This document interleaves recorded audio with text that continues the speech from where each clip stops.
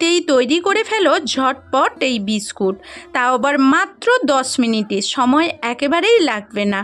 আমাদের যখন হালকা খিদেও পায় তখন কিন্তু এই ধরনের বিস্কুট বাজার থেকে কিনে না নিয়ে এসে বাড়িতেই বানিয়ে ফেলো। তো বন্ধুরা, আজকের আবারও তোমাদের সামনে নতুন একটা ভিডিও নিয়ে হাজির হয়ে গেছি।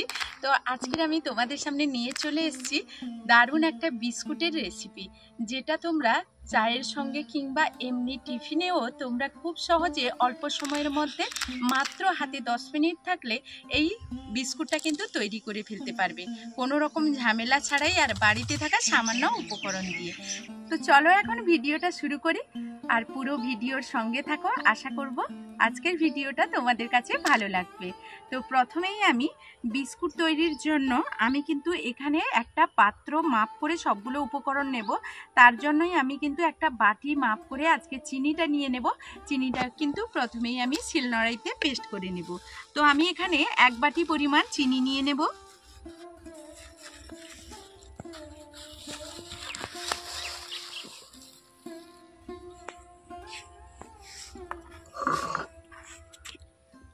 এখানে 1 বাটি চিনি তোমরা কিন্তু চাইলে মিক্সিতে পেস্ট করে নিতে পারো, আমি কিন্তু শিলনোড়াইতে পেস্ট করে নিচ্ছি।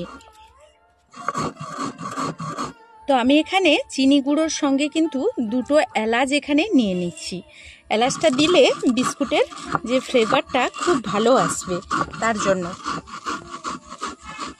তো এখন আমি এখানে নিয়ে নিচ্ছি 1 বাটি পরিমাণ তেল। তোমরা চাইলে কিন্তু ঘি দিয়েও এটা করতে পারো। তো এইরকম বাটি মাপ করে সবগুলো উপকরণ নিয়ে নেবে। আমি যে চিনিটা গুঁড়ো করে নিয়েছিলাম সেই চিনিটা এখন দিয়ে দিচ্ছি। তো আমি 1 বাটি চিনি কিন্তু গুঁড়ো করে নিয়েছি, আর গুঁড়ো চিনিটা দিলে কিন্তু আজকের বিস্কুটটা খেতে খুব ভালো হবে। এই জন্য গুঁড়ো চিনিটা দেওয়ার চেষ্টা করবে। এখানে গোটা চিনিও দেওয়া যাবে। গোটা চিনিটা দিলে কি হয়, এখানে তেলের মধ্যে মিশতে সময় লাগবে খুব ভালো করে, তখন কিন্তু একটু সময় ধরে মিশিয়ে নিতে হবে। আর গুঁড়ো চিনি দিলে খুব সহজেই কিন্তু মিশে যাবে।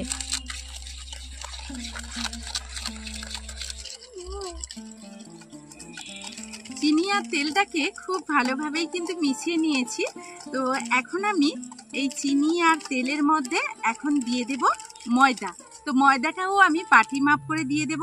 আর দেখো চিনিটা কেমনভাবে মিশিয়ে নিয়েছি। তবে একেবারেই কিন্তু আমি শিলনোড়াইতে তো যেহেতু পেস্ট করেছি, বেটে নিয়েছি, তার জন্য একেবারে মিলে যায়নি। তোমরা কিন্তু যদি একেবারেও মিলিয়ে নাও তাহলে কিন্তু খুব ভালো হবে। তো এখন এই রকম বাটি মাপ করেই আমি এখানে ময়দা দিয়ে দেব। তো তোমরা এখানে চাইলে আটাও নিতে পারো। আর ময়দাটা আমি কিন্তু আগে থেকে চেলে নিয়েছি।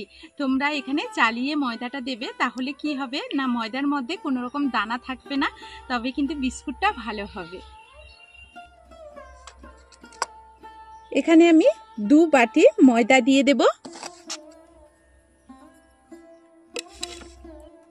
এখন আমি দিয়ে দিচ্ছি এখানে অল্প 1 চিমটি মতো লবণ, আর এখানে 1/2 চামচ মতো আমি বেকিং পাউডার দিয়ে দিলাম। তোমরা এখানে বেকিং পাউডার দেবে, এখানে কিন্তু বেকিং সোডা দেবে না। তো বেকিং পাউডার দিয়ে দিলাম। বিস্কুটের স্বাদটা বাড়ানোর জন্য এখানে আমি দিয়ে দিচ্ছি গুঁড়ো দুধ। তো গুঁড়ো দুধ আমি এখানে 2 চামচ মতো দিয়ে দিচ্ছি। এখন আমি এই সবগুলো উপকরণ কিন্তু আমি খুব ভালোভাবে মিশিয়ে নেব। আর এখানে এই মিশ্রণটা হাত দিয়ে খুব ভালোভাবে কিন্তু এই মিশ্রণটাকে মেখে নেব। তবে তোমাদের এখানে একটা কথা বলে দেই, যে এই পুরো মিশ্রণটা মাখাতে কিন্তু আমাদের কোনোভাবে এখানে জল ব্যবহার করব না। তো এইভাবে পুরো মিশ্রণটা কিন্তু এখানে মাখিয়ে নিলাম। আর এখানে আমি কিন্তু কোনোভাবে জল ব্যবহার করিনি। অবশ্যই কিন্তু বিস্কুটগুলো একেবারে দোকানের মতো খেতে হলে এখানে কিন্তু কোনোভাবে জল দেওয়া। তো দেখো এইভাবেই আমি মেখে নিয়েছি। এখন আমি এটাকে ঢাকনা দিয়ে রেখে দেব। আর ততক্ষণে আমি কিন্তু এটাকে কোনো রকম রেস্টে রাখার প্রয়োজন নেই। এটাকে এক সাইডে সরিয়ে রেখে দিয়ে আমি যে বিস্কুটটা বেক করব সেই বাসনটাকে আমি রেডি করে নেব। বিস্কুটটা বেক করার জন্য আমি কিন্তু এরকম একটা স্টিলের বাসন নিয়েছি। তো স্টিলের বাসনের ওপর এরকম একটা সাদা কাগজ আমি দিয়ে দিচ্ছি। দিয়ে কিন্তু খুব ভালোভাবে এটার উপরে তেল ব্রাশ করে নেব।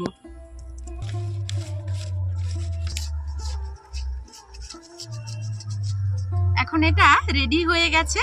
এখন আমি এখানে বিস্কুটগুলো এখন তৈরি করে নেব।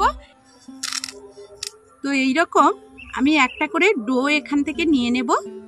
তো আমি কিন্তু আমার মতো করে এখানে একটু শেপ দিয়ে দিচ্ছি। তোমরা বিস্কুটের শেপ তোমাদের মনোমতো করে পছন্দ করে করতে পারো। তো এই একটা আমি রেডি করে নিলাম, আরও একটা আমি রেডি করে তোমাদেরকে দেখিয়ে দিচ্ছি। এইভাবে দেখো, আবারও একটা আমি নিয়ে নিচ্ছি।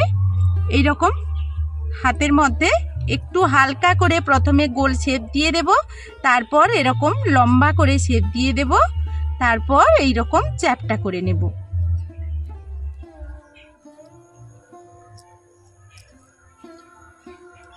তো এইভাবেই কিন্তু সবগুলো বিস্কুট আমি রেডি করে নেব।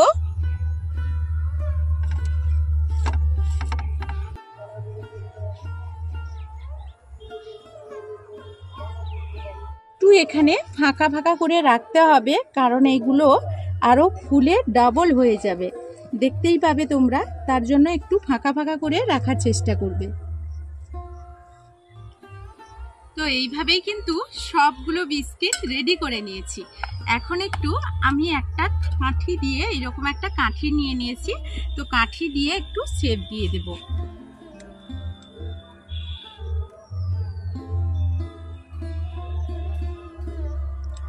তো এইভাবে সবগুলোই আমি কিন্তু এরকম কাঠি দিয়ে ফুটো করে দিচ্ছি। এটা কিন্তু তোমরা চাইলে করতে পারো, না হলে নাইবা করতে পারো।